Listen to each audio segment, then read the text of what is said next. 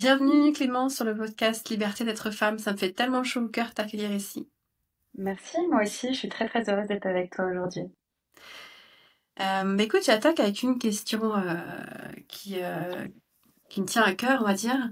C'est quoi ton pourquoi à toi? Qu'est-ce qui fait que tu te lèves le matin et puis évidemment tu pourras faire le lien avec ton activité Mm. pro si tu le souhaites. Mais Oui, parce qu'en 2020, j'ai décidé de me lever le matin et de travailler toute la journée sur ce pourquoi je me lève le matin, qui est clairement d'accompagner les femmes dans leur vie en général, sur de l'empowerment, sur de la réassurance, sur le fait que on peut tout à fait euh, être comblé dans notre vie personnelle et notre vie professionnelle. Et c'est vraiment ça qui me fait lever le matin, c'est de réussir à faire bouger les lignes, les mentalités dans la société et de faire que les 50% de la population qui sont un peu mises de côté dans le monde professionnel retrouvent toute leur place et leur voix. bon, c'est une belle démarche, on va dire. Alors peut-être que tu peux te présenter, comme ça on pourra enchaîner après de manière plus précise sur certains éléments de ton parcours. Oui, avec plaisir. Euh, moi j'ai commencé à travailler en 2012 après une école de commerce assez classique. J'ai commencé comme commerciale et puis en 2014, j'ai eu l'occasion d'apprendre le métier du recrutement au sein d'un cabinet anglo-saxon et puis ensuite d'un deuxième.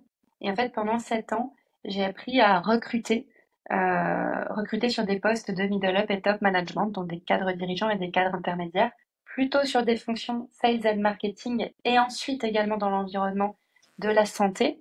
Et donc, j'ai commencé à toucher à des postes en comité de direction dans des environnements B2B, donc industriels et services, et donc plutôt des environnements traditionnellement très masculins. Donc, j'ai fait mon chemin, j'ai appris à manager, j'ai appris beaucoup, beaucoup de choses. Et puis en 2020, avant le Covid, j'ai eu une espèce de réveil, de conscience. J'ai réalisé qu'en 7 ans, j'avais recruté une seule femme en comité de direction. Euh, Non pas parce que je voulais absolument recruter des hommes, mais parce qu'en fait, la façon de recruter, le cahier des charges qu'on me donnait, notre méthodo, tout ça faisait que d'emblée, on n'arrivait jamais finalement à proposer autant d'hommes que de femmes. Et donc, on était dans un système de clonage.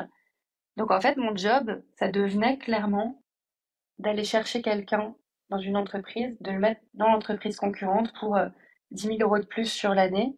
Et je me suis vraiment dit en 2020, mais enfin, qu'est-ce que tu fais de ta vie? Est-ce que c'est vraiment ça l'impact que tu veux avoir sur ton environnement, sur notre société, ayant toujours été animée par des sujets très féministes, d'égalité professionnelle, d'accompagnement des femmes que j'ai toujours eu dans les tripes. Donc en 2020, j'ai créé Aviumet Simone, qui est le cabinet de recrutement. À l'époque, il y en a zéro qui parle de parité sur le marché. Et donc, je décide de dédier cette marque, ce cabinet de recrutement, aux femmes. Et également aux entreprises qui veulent recruter des femmes, parce que très vite, je constate que d'un côté, les femmes n'ont pas un cabinet, j'aime bien dire une safe place, vraiment un endroit dans lequel elles peuvent s'exprimer entièrement sans lisser le discours sur leurs inquiétudes, sur leur vécu, sur un marché du travail qui peut être super brutal, ou dans une recherche d'emploi ou une transition professionnelle qui peut être très brutale pour elles. Donc, nous, on est cet endroit-là d'échange, mais on est aussi l'endroit qui accompagne les clients sur bah, qu'est-ce qui fait qu'aujourd'hui, vous n'arrivez pas non seulement à recruter, mais également à rencontrer des femmes sur les fonctions clés de votre entreprise. Ça, c'est ce qu'on fait depuis 4 ans. Donc, moi, au sein de ce cabinet, aujourd'hui, je suis la présidente du cabinet. Donc, j'ai moi-même une fonction opérationnelle et je tiens à la garder. On garde tous vraiment le lien avec le terrain, nos candidates et nos clients et également une fonction de management, puisque le cabinet se développe et on est 5 aujourd'hui. Ok, merci. C'est très très inspirant ce que tu évoques et ça me fait penser à la newsletter que j'ai envoyée ce matin. Je parlais de, ah, tu l'as peut-être lu, je parlais de ça justement, ce que tu évoques en fait, que c'est pas forcément qu'on n'a pas envie de recruter des femmes, mais les process de recrutement et les qualités qui sont recherchées ou qui sont associées Oui, à un dirigeant ou une dirigeante du coup font qu'on va embaucher des hommes blancs. Parce mm, qu'il y a la question homme-femme, mais il y a aussi les questions après des autres typologies de diversité, qui font que la diversité, on a beau avoir mis des règles en place, des obligations en place, on a bien du mal à le faire. Alors, concrètement, du coup, comment est-ce que vous vous y prenez chez Have You Met Simon pour aller au-delà de ces tendances naturelles? Notre limite est celle dont tu parles, qui est de faire évoluer en fait les codes du leadership dans les entreprises. Notre seule action là-dessus va être de dire à nos candidates quand elles vont rencontrer les membres du comité de direction, les codes sont ceux-là, la culture est celle-ci. Il ne s'agit pas de se travestir, d'adopter des codes qui sont pas les siens, mais de se préparer à ouvrir les portes dans un environnement qui a toujours été dans des codes de leadership très masculins. Soit on s'y cogne, soit effectivement, il y a tout un écosystème très vertueux qui se met en place autour de ça. On conseille énormément aussi à nos clients de se faire coacher et pas seulement de coacher la femme qui intègre, parce que c'est vraiment toujours le sujet, on va la coacher pour qu'elle s'adapte. Non. En fait, le coaching, il est tripartite et les dirigeants et le comité de direction doivent également être coachés pour évoluer et faire évoluer les codes du leadership. Donc, notre action, elle est celle-ci auprès des candidats d'avoir un niveau de transparence extrême sur ce qui les attend. Challenger aussi énormément nos clients. Alors, en fait, nos clients, nous, on les challenge de la prise de poste à l'établissement du cahier des charges. Quand on ouvre un recrutement, on va rencontrer nos clients. Ce qu'on leur demande, c'est, OK, qu'est-ce que vous attendez de ce recrutement? En général, on attend un directeur, on attend une personne qui soit effectivement dotée d'un fort leadership, assertif, qui est capable de trancher, prise de décision, etc. Que des choses qui sont liées finalement à un ADN, qui sont en tout cas liées à des compétences genrées, très masculines. Et de fait, quand on prend le premier cahier des charges, très souvent, on va nous dire, on attend qu'il soit, on attend voilà un candidat, un profil, voilà. Nous, voilà, on a des mecs comme ça, un gars comme ça, c'est systématique. Donc en fait, on décortique ça avec nos clients pour prendre vraiment point par point sur chaque attendu du poste, de quelles compétences on parle et pourquoi on attend cette compétence. Pourquoi on attend quelqu'un qui va avoir un management directif? Quel est le sens? Ou alors, tout très simplement, aller dégenrer des sujets pour ramener encore une fois à qu'est-ce que ça veut dire chez vous, telle compétence précisément. De quoi avez-vous besoin au quotidien? D'accord, donc c'est pas vraiment ça, c'est plutôt quelqu'un qui va savoir effectivement prendre une décision, qui va savoir fédérer une équipe autour d'un projet et l'embarquer. Voilà, donc on décortique en fait chaque levier, chaque point du cahier des charges. Et de la même façon, excuse-moi, on va questionner également les sujets de diplôme, d'expérience. Pourquoi est-ce qu'on cherche absolument quelqu'un qui a un diplôme d'ingénieur? Aujourd'hui, sur un poste en comité de direction, il y a plein de profils qui n'ont pas besoin d'être ingénieurs dans telle spécialité. Et ça aussi, on va le questionner pour ouvrir. Parce que sinon, encore une fois, d'emblée, on est sûr de avoir une shortlist qui ne sera pas féminine. Ouais, je comprends, c'est très intéressant. Et comment les clients réagissent sur ces choses-là? Est-ce qu'ils acceptent tous?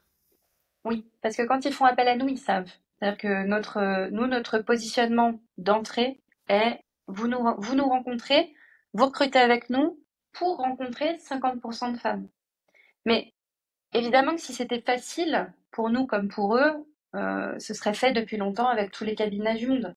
Simplement, ça va demander un effort de leur part, 2 fois plus de travail de notre côté pour aller sourcer sur un sourcing mixte des hommes, mais aussi sur un sourcing féminin uniquement des femmes pour arriver à la fin à 50-50. Mais ça va demander aussi un effort de leur part et ils le savent d'ouverture. Sachant qu'on ne discrimine pas, il n'y a pas de discrimination même positive, on va leur demander de rencontrer les candidats habituels, mais aussi de s'ouvrir à des candidatures qui seront plus atypiques, moins linéaires, pas les mêmes formations, pas les mêmes secteurs, etc. Il y a quand même des clients qui, dans la réalité des choses, refusent des candidatures du coup féminines parce que bah ah oui mais là elle a pas tout à fait le même parcours, elle a pas tout à fait la même expérience, pas le même diplôme. Donc ces clients, on va pas nous les juger. Ils ont déjà fait le pas de travailler avec nous et d'essayer en tout cas de faire un premier pas vers cette diversité. Simplement, on va reboucler avec eux pour se mettre bien tous sur le même niveau si on travaille ensemble, c'est pour intégrer de la diversité à la shortlist.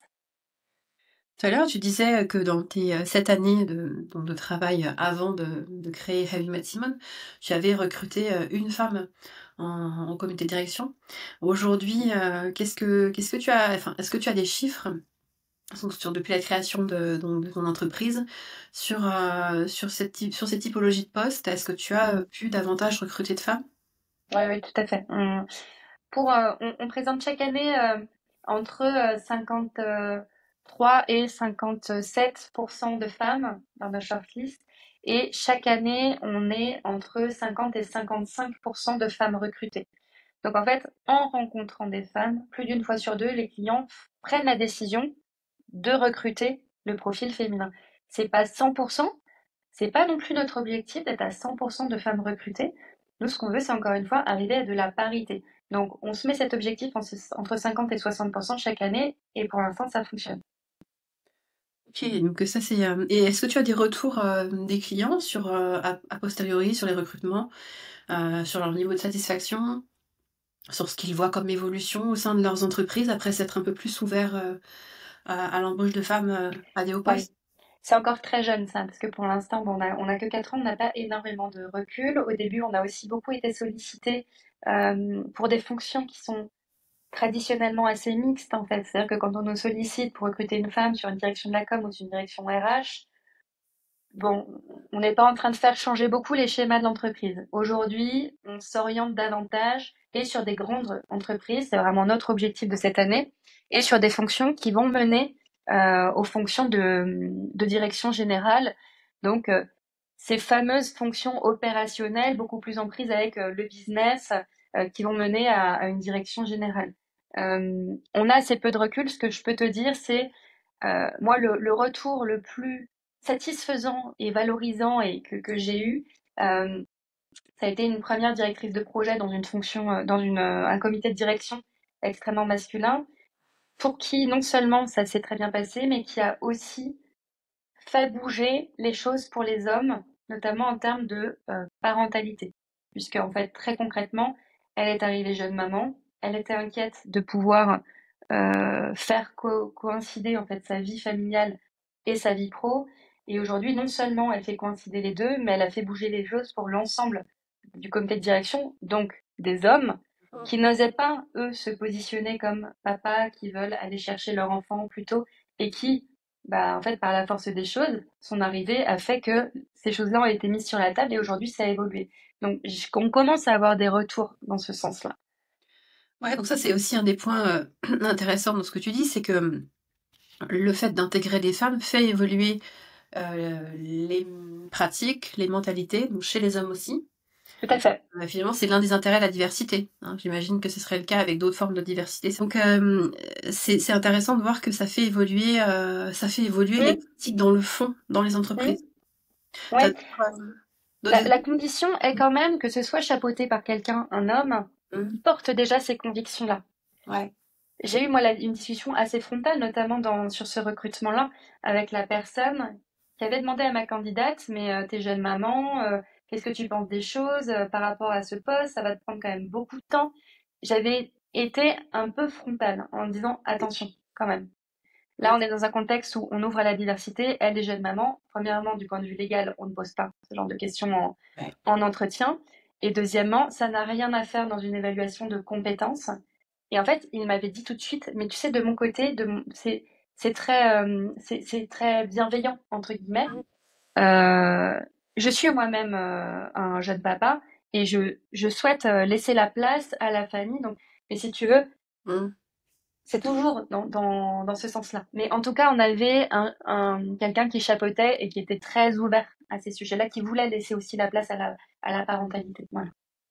Ouais, ce serait peut-être pas inutile, est-ce que tu veux bien faire un petit rappel de ce qu'il est interdit de demander en entretien? Parce que je crois qu'il y a encore Bien sûr, beaucoup de gens aujourd'hui qui qui auraient besoin qu'on leur rappelle bien sur sûr. un petit point sur, la loi Alors, actuelle. Mmh. oui, je ne vais pas parler de tous les critères de discrimination, mais vous pouvez aller voir sur le site notamment à compétences égales, dont eux, leur mission, c'est vraiment de former les cabinets de recrutement et également toute personne qui recrute, en fait, même en entreprise, au moins une fois par an, sur les sujets de non-discrimination. Donc, tous les sujets hors compétences sont interdits en entretien. Les questions sur le lieu d'habitation.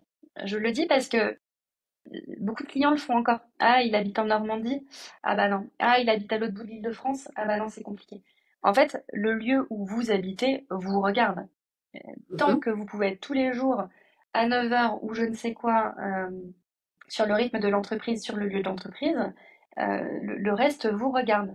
Donc tout ce qui a trait à des sujets personnels et évidemment les sujets de discrimination, de couleur de peau, d'agisme, euh, tout ça est interdit par la loi. Et au-delà de mettre mal à l'aise en entretien, c'est parfaitement illégal. Voilà, ça ne doit pas être, ça ne doit pas rentrer en ligne de compte. D'ailleurs, sur les CV, moi, j'encourage vraiment à enlever tout ce qui est personnel, l'adresse, la photo. Voilà, aller de plus en plus vers des candidatures, des blinds en fait, Mhm. sans tous ces sujets personnels. Et concrètement, quand ça arrive, j'imagine que ça arrive quand même donc à des candidats ou à des candidates, qu'est-ce qu'ils peuvent faire si ça, en entretien quand ça leur arrive? Alors moi, ce sont des choses qui vraiment me mettent en colère profondément, mais c'est compliqué parfois de se mettre en colère en entretien face à un recruteur qui te pose des questions et quand tu aimerais bien intégrer l'entreprise et que tu es en recherche d'emploi et dans une situation parfois complexe et compliquée, moi je pousse à questionner. Quand on voit comme ça qu'il y a un dérapage en entretien, ok, j'entends votre question. Pour moi, c'est un sujet qui est personnel et qui n'a rien à voir avec notre sujet du jour, qui est un entretien professionnel pour tel poste. Est-ce que je peux comprendre l'inquiétude derrière cette question? Qu'est-ce qui vous pousse à me poser cette question? Quel est le sujet sous-jacent? Et sur quoi je peux vous rassurer en termes de compétences ou de disponibilité? Ouais, donc une façon un peu de remettre, reposer les limites là où elles doivent être. Oui, mais un tempérament à être plutôt très direct, très cash et encore une fois très frontal. Et ça, j'essaye de le tempérer pour le coup pour mes candidates qui me disent, mais Clémence, je t'entends, mais moi je ne peux pas dire ça en fait. Mm. C'est potentiellement, j'espère, un futur employeur. Et en fait, on ne peut pas non plus se dire, non, bah, j'intégrerai pas une entreprise qui me dit ça en entretien. Parce que c'est facile de se dire ça quand on est de ce côté du bureau. Mais en réalité, il y a encore beaucoup d'entreprises qui fonctionnent comme ça. Ouais. Bien souvent plus par maladresse que par malveillance d'ailleurs. Oui. Oui, tout à fait. Euh, c'est quoi aujourd'hui pour toi, alors, je change un peu de sujet, hein, les freins les plus puissants qui empêchent les femmes d'accéder au poste de direction? Donc ouais, les freins peut-être invisibles d'ailleurs, pour certains d'entre eux. Pour moi, il y a autant de freins du côté des femmes que du côté des entreprises. On est dans une société, on va pas se refaire toute l'histoire du patriarcat, mais on est dans une société qui fait bien comprendre aux femmes que déjà très souvent, elles sont déjà bien chanceuses d'être là où elles sont. Et donc, les femmes se permettent beaucoup moins que les hommes d'aller explorer la suite, de se challenger sur des nouveaux postes, de cranter même lorsqu'elles ne cochent pas absolument toutes les compétences. Elles vont moins se faire confiance pour aller un peu partir à l'aventure sur un nouveau job. Elles ont aussi, je dirais, encore une fois, par notre société, nos modes de fonctionnement, une charge mentale à gérer à la maison qui fait que bah, la situation personnelle impacte assez largement euh, la capacité à se projeter ou non sur un nouveau poste. Moi, j'ai, je pense, 100% de mes candidates qui commencent par me parler de leur situation personnelle avant de parler de leur projection professionnelle. Donc, ça peut ne pas être le bon moment pour elles. Euh, Ça peut être dans des conditions qui sont quand même assez restreintes pour elles. Donc voilà. Du côté Et puis il y a l'idée du poste en comité de direction qui va être très chronophage avec des réunions le soir, travailler le week-end, enfin, des choses dans lesquelles les hommes clairement se projettent beaucoup plus facilement que les femmes. Ouais. Euh, et de l'autre côté, il y a la responsabilité de l'entreprise. On a, nous, encore aujourd'hui, des clients qui nous appellent pour nous dire, mais je comprends pas, j'arrive pas à féminiser les fonctions managériales. Ok, première question, est-ce que vos profils en comité de direction ou manager, hommes ou femmes, peuvent avoir un certain équilibre dans leur vie. Comment ça se passe concrètement? Ah non, nous, c'est boulot, boulot, quoi. Réunion à 7 heures du mat. Non, mais nous, on demande aux gens de rester jusqu'à 20 heures. Le week-end, très souvent, on a des choses, même des meetings. Ok, est-ce que vous comptez faire quelque chose là-dessus? Faire évoluer cette culture? Ah bah non, nous, on fonctionne comme ça. Bon, bah donc, enfin, vous n'allez pas réussir à féminiser vos fonctions managériales, c'est aussi simple que ça. Donc, là, ce que je dis est c'est un peu réducteur. Mais très basiquement, déjà, en termes de planning, de temps, d'organisation, on est sur ces sujets-là. Donc, c'est une vraie responsabilité de l'entreprise, déjà de promouvoir également des rôles modèles en interne, des rôles modèles sur lesquels on peut se projeter, parce que moi, j'ai toujours eu aussi des rôles modèles sur lesquels je pouvais pas me projeter étant plus jeune. Soit des Wonder Woman, tu ne sais pas comment elles font. T'as l'impression qu'elles ne dorment jamais. Elles sont au max en termes de performance. Elles ont 4 kids. Elles sont là partout à leur faire leur cake sans gluten maison. Et puis elles sont debout à 6 heures du mat pour faire leur truc de yoga. Enfin, tu vois. Ou Ouais. alors des femmes qui ont adopté des codes de leadership extrêmement masculins et qui sont encore plus dans les codes de virilité que leurs homologues masculins. Donc ça, ce sont des modèles qui aujourd'hui sont de moins en moins présents, en tout cas contre lesquels nous, on cherche aussi à lutter pour que les femmes, comme elles sont en fait, trouvent leur place dans un comité de direction. Oui, donc en fait, qu'on soit à l'écoute de sa propre authenticité plutôt qu'à vouloir finalement Exactement, copier les codes de quelqu'un d'autre. C'est un peu exactement. c'est ça le leadership, hein. Mais encore une fois, ça c'est très dur du côté de la candidate parce que ça va lui demander énormément d'indépendance d'esprit, de résilience, et en même temps, du côté de l'entreprise, accepter cette authenticité, c'est pas gagné, c'est encore très rare, hein. Surtout sur les fonctions dirigeantes. Ouais, c'est clair que c'est une vraie lutte parce qu'il y a beaucoup d'entreprises, notamment avec, des personnes qui sont, en poste depuis longtemps, voire des PME familiales aussi, qui fonctionnent, encore avec ces codes-là. Et puis je crois on éduque encore, alors peut-être moins maintenant, du coup, les petits garçons d'aujourd'hui auront certainement une éducation différente et ça sera différent. Et puis je pense aussi que les jeunes générations qui arrivent, mais Mm. comme au poste de direction, dans les entreprises, on a quand même encore, beaucoup d'hommes, pour le coup blancs ou effectivement de femmes qui correspondent encore à ces codes-là, qui Mm. ont 50 ans, 40-50, ouais, plutôt 50-60.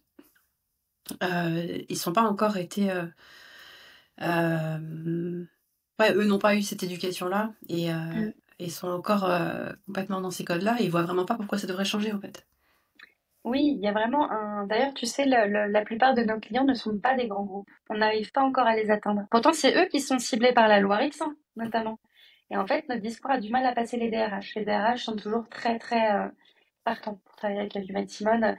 On propose aujourd'hui une offre sur le marché qui, évidemment, leur parle. On a souvent des DRH qui sont engagés sur la diversité, mais finalement, qui ont du mal à se faire entendre d'un dirigeant qui reste dans des schémas très traditionnels, Ouais, très rassurants pour lui aussi. Se oui, remettre en question, comme tu dis, quand ça fait 30 ans qu'on bosse de la même manière, entouré des mêmes boys clubs, en fait, de ouais, comités de direction, eh ben, je pense que le passage est trop difficile. Voilà.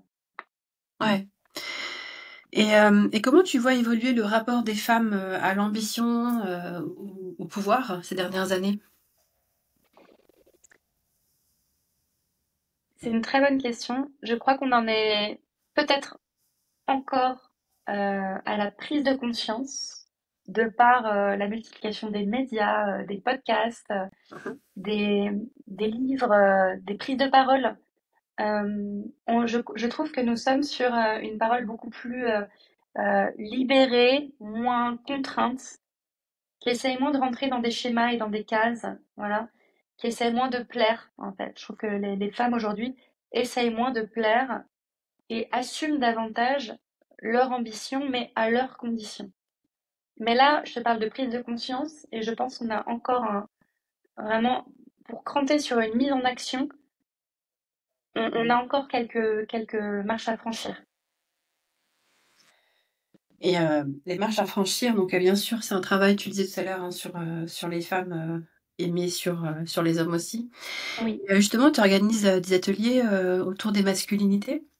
oui, Peut-être que tu peux expliquer déjà, ce que tu fais, dans quel contexte? Et puis après j'ai une oui. question, plus précise. Alors, je ne les organise pas parce que c'est fermé aux femmes. Ce sont des ateliers non mixtes. Ouais. C'est organisé par mon associé qui est Guillaume Mmh. Lafay.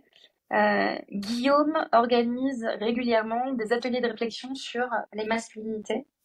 En fait, ce sont des groupes d'hommes, une dizaine. C'est animé également avec notre association partenaire qui s'appelle l'OBA, qui travaille sur notamment la reconstruction des femmes victimes de violences par la danse. Donc, eux se définissent comme des artivistes. Et donc, on travaille avec l'OBA sur des ateliers de réflexion.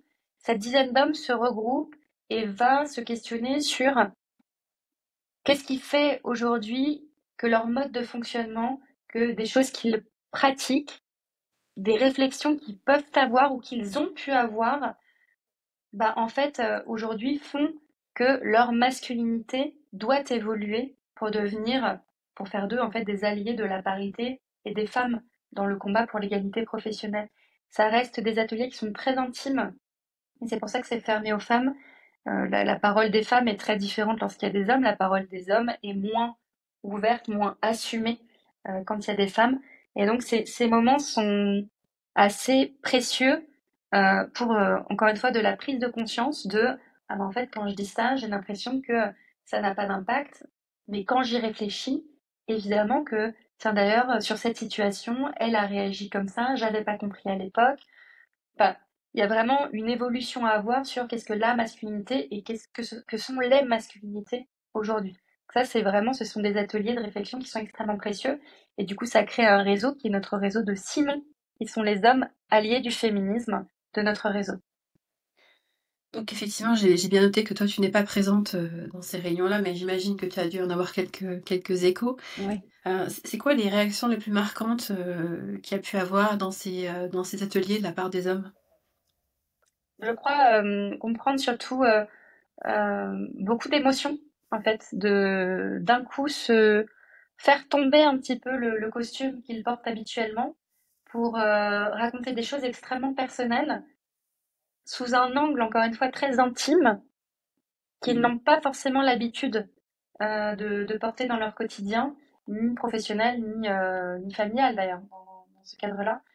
Et Guillaume, voilà, me relate souvent des ateliers qui sont assez émouvants, de voir d'un coup des hommes se rendre compte des choses et commencer à se questionner sur, encore une fois, leur propre comportement, leurs propres privilèges, et en fait sortir de la posture, encore une fois, un peu boys club, et puis très souvent du côté c'est bon, je veux dire, on est quand même déjà bien avancé sur l'égalité. Moi, j'entends parfois en fresque, en événement mixte, j'ai entendu dernièrement, oui, enfin, les femmes, moi, je veux dire, je viens d'être gardée d'un poste, et celle qui a été recrutée, c'est une femme, mais bon, voilà, est-ce que c'est mieux dans ce sens-là de discriminer? Donc, pour sortir de ces postures-là, vraiment réfléchir à aujourd'hui l'état des choses et ce qui fait dans leur comportement, ouais, ce qui induit quoi, ces comportements-là au quotidien. Et à ton avis, qu'est-ce qu'on rate si on veut rééquilibrer les choses dans les entreprises, mais sans embarquer les hommes dans le processus? Ah bah je crois qu'on rate tout. Ça, je pense pas du tout que ça puisse fonctionner. En fait, la parole des femmes, évidemment, dans ce processus, mais comme la parole des personnes racisées dans d'autres processus, en fait, est évidemment celle qui doit être la plus écoutée, euh, prise en compte pour faire évoluer les choses et comprendre en fait l'état de fait et ce qui se passe réellement pour les femmes. Il faut faire extrêmement attention quand les hommes prennent la parole au sujet du féminisme et de ce que subissent les femmes. Il y a des postures nouvelles qui se créent qui sont pas moins masculinistes en fait, qui juste prennent d'autres dynamiques, qui prennent d'autres formes. Euh, mais évidemment que les femmes doivent être les porte-étendards de ce mouvement-là, mais elles ont besoin du support de tous en fait, et des hommes. Et il faut que les hommes leur fassent la place. Et ça ne peut pas être un combat entre les hommes et les femmes. Et de toute façon, philosophiquement, moi, je n'arrive pas à imaginer un combat pour l'égalité. Je veux dire, non, les femmes ne demandent pas à écraser les hommes. Aujourd'hui, le combat féministe, c'est juste de respecter une égalité de droit, mais aussi d'application du droit. Parce qu'en fait, c'est plutôt ça le sujet aujourd'hui, entre les hommes et les femmes dans toutes les sphères, professionnelles, personnelles, etc. Pour ça, évidemment, qu'il faut que ce soit un jeu à deux parties, quoi. Ouais, je suis tout à fait d'accord avec toi. Et si je te donnais là maintenant une baguette magique et que je te disais avec cette baguette magique, tu pourrais changer une seule chose dans le fonctionnement des entreprises demain matin, qu'est-ce que tu changerais? Ce serait quoi ta priorité?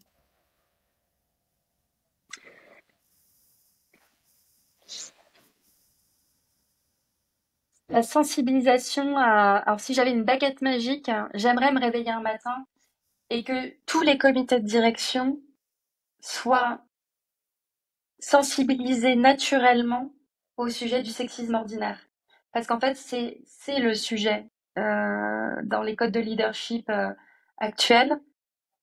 Ces petites remarques constantes ou ces pensées même qui viennent polluer, remettre les femmes à leur place sans cesse de qu'est-ce qu'elle fait là au lieu d'être chez elle, de ah tiens, elle est bien habillée aujourd'hui, ou des choses vraiment voilà, extrêmement sexistes.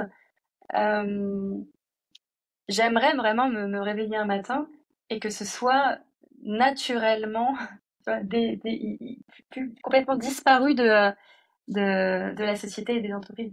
Et je pense que du coup, de fait, il y aurait un équilibre qui se referait très naturellement entre les hommes et les femmes. On se poserait plus toutes ces questions-là. Ouais, et malheureusement, cette baguette magique, on n'a pas encore trouvé. Donc, si je la trouve, je te l'envoie. Mais bon, je crois qu'on va avoir encore beaucoup de travail pour arriver Oui, à ça. Mm. oui. Euh, Quel conseil pratique tu donnerais à une femme qui hésite aujourd'hui à postuler pour un poste de direction parce qu'elle ne coche pas toutes les cases? Quelque chose que tu as évoqué tout à l'heure. Qu'est-ce que tu lui dirais? Si elle hésite Mm. parce qu'elle a peur en termes de compétences de ne pas répondre à la demande, si c'est vraiment ça le sujet, qu'elle n'a pas d'autres freins, je dirais qu'elle a rien à perdre à tenter et qu'aujourd'hui, sur des postes en comité de direction, je suis profondément convaincue, et c'est le moteur de notre cabinet, qu'on ne peut pas parler uniquement de compétences techniques ou de compétences métiers.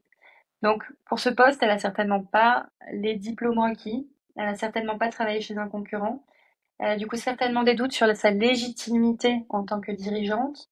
En réalité, elle a très certainement tout un tas de ce qu'on appelle les soft skills, donc les compétences qui sont plus comportementales, des traits de personnalité qui vont venir compenser ça.